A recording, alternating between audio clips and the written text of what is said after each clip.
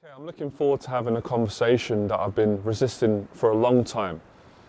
And there's going to be so many lessons in this. And we're going to talk today about diet, nutrition versus eating unhealthy food, high sugar, junk food.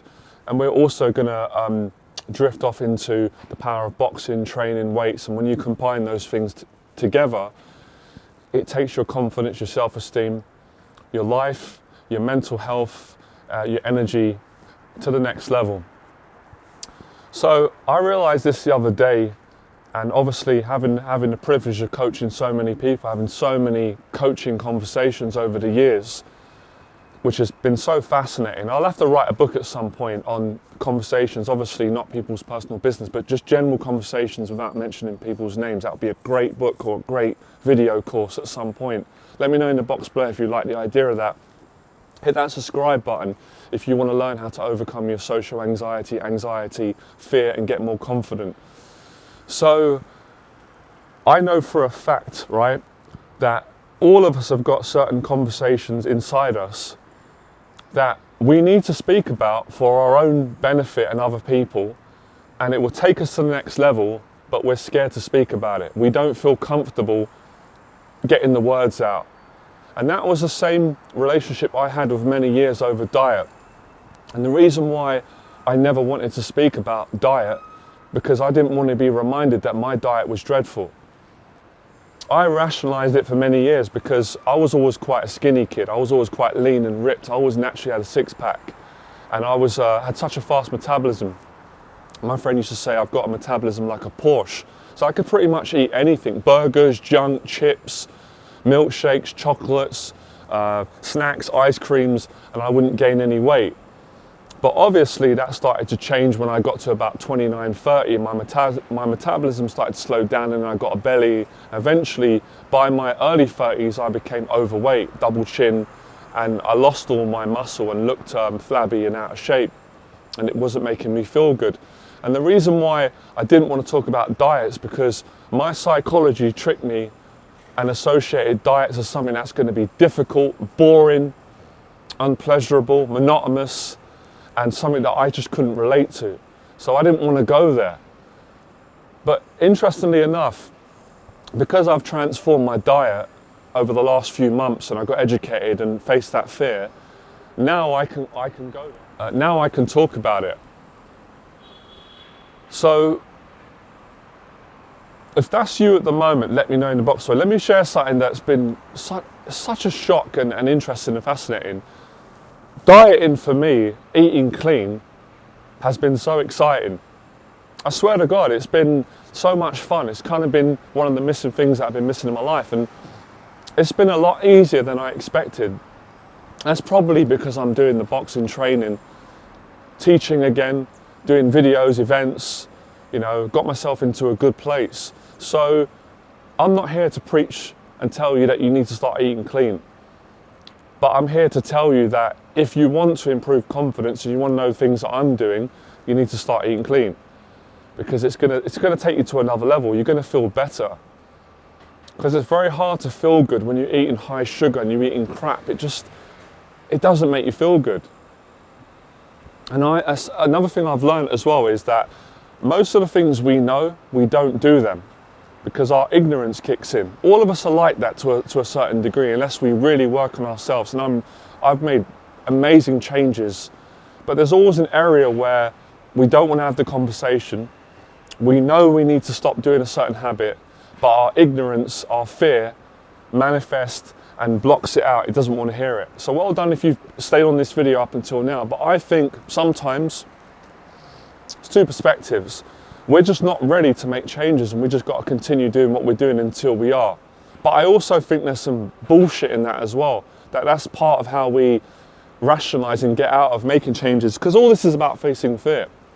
So facing the fear of a diet is not as scary as facing the fear of asking a woman out or the fear of going and starting a business or doing a public talk. It doesn't give you that adrenaline terror. But it's a different type of fear. It manifests in a psychological fear that always goes back to some childhood trauma or a part of us that doesn't feel good enough. So, the diet, and it's just better. Eating cleaner food is just just makes you feel great. So for those of you that have been wondering, which is nice, why I look great, I look better than I did before. Even when I was great before, I was younger. But back then, although I looked good because I was young, happy and in love and successful, my diet was terrible. And it wasn't, like, eventually it was going to catch up with me. And that's why you'll see periods on my channel. I'm glad it's there. I might edit some where I don't look good throughout one of the COVID periods, but I think the first lockdown. Or, you know, I was overweight, double chin. I was kind of happy, but deep down not very happy because I was, you know, overweight. So the dieting, and see, the boxing's crazy because when you do the boxing, it's such hard training, it's so rewarding, it makes it easy to diet. Then when you do the dieting's so rewarding, it makes it easy to go and do the boxing. And then when you got two of them working harmoniously together, then it makes it easy to go out and make money and add value to people and do public speaking and face other demons and fears. So one thing just snowballs and give you the momentum and strength to go on to the next thing. And that's generally how I've noticed how male psychology is. Once we succeed at one thing that we've been struggling with, we get curious and we get excited to go and achieve the next thing. But obviously when you're stuck in a rut and you're depressed and you're in that dark place, it's quite hard.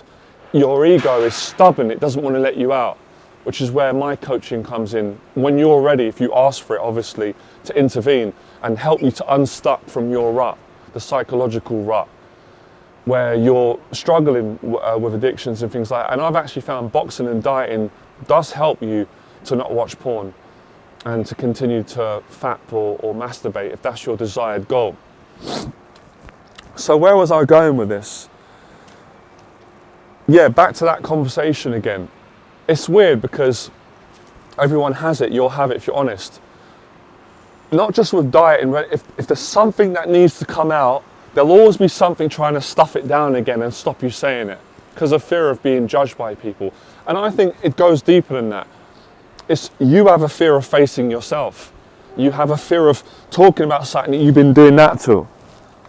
So I guess it's a little bit like when we start losing our hair, which I've been losing my hair since my 29. I didn't want to have that conversation at 29, but now I'm having it because I've faced it and I'm accepting it and it's not really bothering me like the way it was. And I've made videos about it and I'm still super confident and more successful with hair loss than when I had a full head of hair. I've said it before. You can have a full head of hair and that's lovely, but if you're not taking action and facing your fears, you're not going to be happy. You're just going to be an unhappy man who's got hair. But if you're bald or if you're receding like I am and you're losing your hair, but you're working on yourself, women are going to love you because you love you and you're going to be successful. So what would you rather be? I'd rather be bald and happy and successful and then have a full head of hair but be the most depressed man and not have anything. So another conversation that I needed to have, that I've had, that I've done. So I want to know in the box below, what conversation have you been resisting that you need to have that's stopping you from being happy in your life? And I'd even go further. Where does these things come back to? Of course they come back to social anxiety. Social anxiety is the fear of being judged, but it goes deeper than that. Social anxiety is the fear of having honest conversations with people, being honest in case they reject you and judge you for things that you feel or things that you're going through, good, bad and indifferent. So spiritual, for all reasons, this is great for your mental health. Of course, it's a little bit of a struggle, but the more you do it, the easier it gets. And I see this with clients over the years. I work with obviously a lot of guys that are shy to begin with, like I was. And I can be like that at times. But after, 4 coaching sessions, they start opening up more and they're more confident and they're more straight, they're more congruent socially. Because they get over that fear of, what do I think? What does the next person think? And they get a positive reference point. Most of the time, this is what I found with people. Thank God. Not everyone, but most. If you're straight up with people and you respect them and you don't care what they think and you're honest about yourself, your situation, people will respect you. They'll actually like you. They'll want to be around you. Because it's rare. The energy's rare. The energy that comes out when you're frank and honest is a beautiful energy. But a lot of people, I've done it, will cover and hide up and stuff those conversations down, and that's when you get that weird energy when something doesn't feel right. It hurts for you. So I know I got in a big deep circle, but that's how I see life. I always see it, I try and see it as clearly as possible and learn. Obviously back to the surface, dieting and eating cleaner is a lot of fun. I don't know why we have a narrative that, I think because a lot of people don't want to put the effort in, and they try a diet, it doesn't work in a few weeks, and they go, oh, this is hard. But it's not supposed to be easy. Where's the challenge?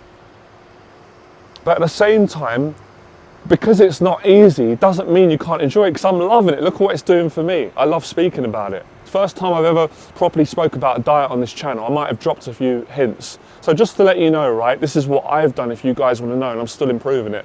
The first area I started was cutting out fizzy drinks because I was addicted to sugar and quite ashamed about that. And what helped me was going to the dentist and thinking, I don't want to ruin all my teeth and my health. I said a prayer to God and never looked back. I've been drinking water for now, I say 4 months, probably longer, and I love water. I don't even want to drink fizzy drinks. So that's where I started. Next area I started was brown rice. I know brown rice is good for you. For me, brown rice was a metaphor for cleaning my diet up. Occasionally I have white rice. Then I started eating stir fry. You know, low fat is good for you.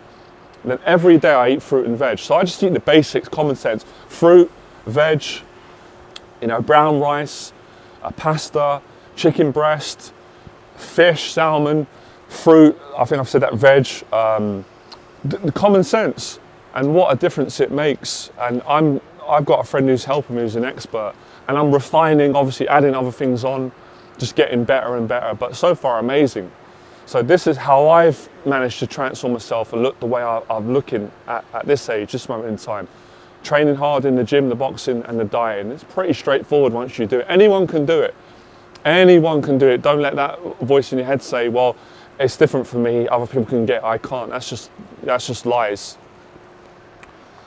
So it's weird because it comes back to it. When I was ready to have that conversation and I had to ask for help, don't let pride get in the way. Don't be proud to ask someone who knows more than you, get the advice and then apply it. And you'll know when you're having these challenging conversations, because now, in a good way, I feel exhausted. Our ego gets tired.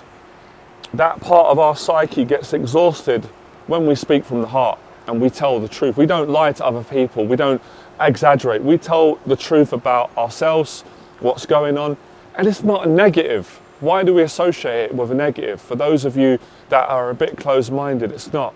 So I hope, actually that's the week. I am confident that this video will help many of you to improve your diet, your health, your confidence, your social anxiety, and much more. If you want me to do more videos on diet, I will. I will say this, if it helps, follow me on Instagram. I post up clips, diet, my runs. I'm going to start doing it because it's a fun hobby. Taking, not every meal, but taking some pictures of the meals that I prepare so you can see it, and shooting little videos. Because sometimes I'm a visual person. When people say things, you hear it, but it might not move you the same way as if you see someone eating a healthy meal. You see me eating it. You see the pictures of it, and then it creates an appetite. It makes you more motivated to go and do it, all right? Have a good rest of your day. Like, share, remember, become fearless.